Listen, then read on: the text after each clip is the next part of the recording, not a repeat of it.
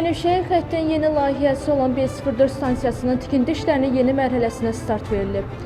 Ərazinin relyefi nəzərə alınaraq 29-31 metr dərinlikdə yerləşən stansiyanın 4 giriş-çıxışı olacaq.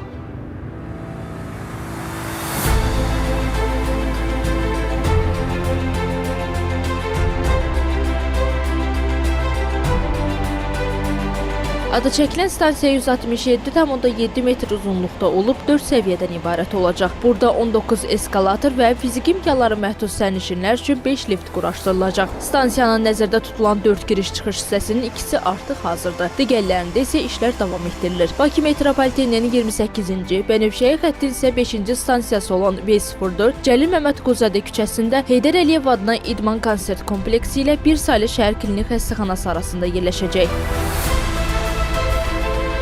Dövlət proqramına uyğun olaraq Bənövşəyi xətti üzrə bundan əlavə daha 5 stansiya inşa olunmalıdır.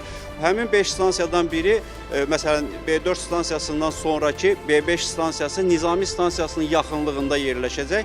Əvvəlcədən qeyd edim ki, hal-hazırda həmin stansiyaların ərazisinin dəqiqləşdirilməsi işləri aparılır və həmin stansiyadan birbaşa Nizami stansiyasına keçid olacaq. Başqa və sadə sözlə desək, avtovağzal stansiyasından hərəkətə başlayan sərnişinimiz həmin stansiyada Nizami stansiyasına keçməklə yaşıl xətt üzrə hərəkətini davam etdirəcək. Amma B4 stansiyasının inşası həm ərazinin sənayeləşməsi, həm məskunlaşma baxımından xüsusi əhəmiyyət kəsb edir.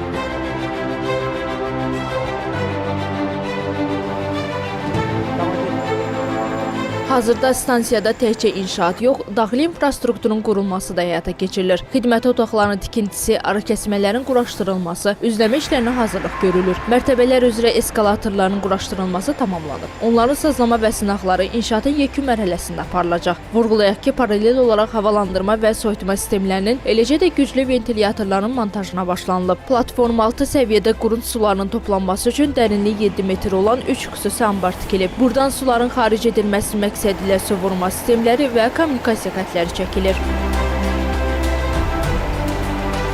Xətlərin ayrılması layihəsinin əsas tərkib hissələrindən biri, ən əsas komponenti tunellərin inşasıdır. Bildiyiniz kimi 200 metrə yaxın uzunluğu olan tunellər inşa ediləcəkdir və bunun nəticəsində yaşıl xətt və qırmızı xətt sərbəst hərəkəti təmin ediləcəkdir. Məlumdur ki, xətlərin ayrılması layihəsinin tərkib hissəsində olan bu tunelin inşası zamanı, hər iki tunelin inşası zamanı Nizami və 28 May stansiyası arasında hərəkət müvəqqəti olaraq saxlanılacaqdır.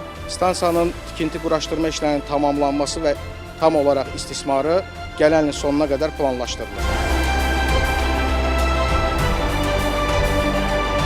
Qeyd edək ki, elektrik yarım stansiyası üçün dünyanın aparıcı şirkətlərindən gətirilmiş avadanlıqlar artıq quraşdırılır. Sərnişin platformasının uzunluğuna gəldikdə isə 144 metr olacaq. Burada 7 vaqonlu qatarların qəbulu nəzərdə tutulur. 8 noyabr stansiyasına qədər uzanan tunellərdə dəmir yolu xətləri çəkilib, işıqlandırma və güc kabelləri quraşdırılıb. Hazırda təmas reysləri və işarə vermə sistemlərinin montajına hazırlıq işləri görülür. Zeynəb Müzəffərli, Eldəniz Əhmədov, Real.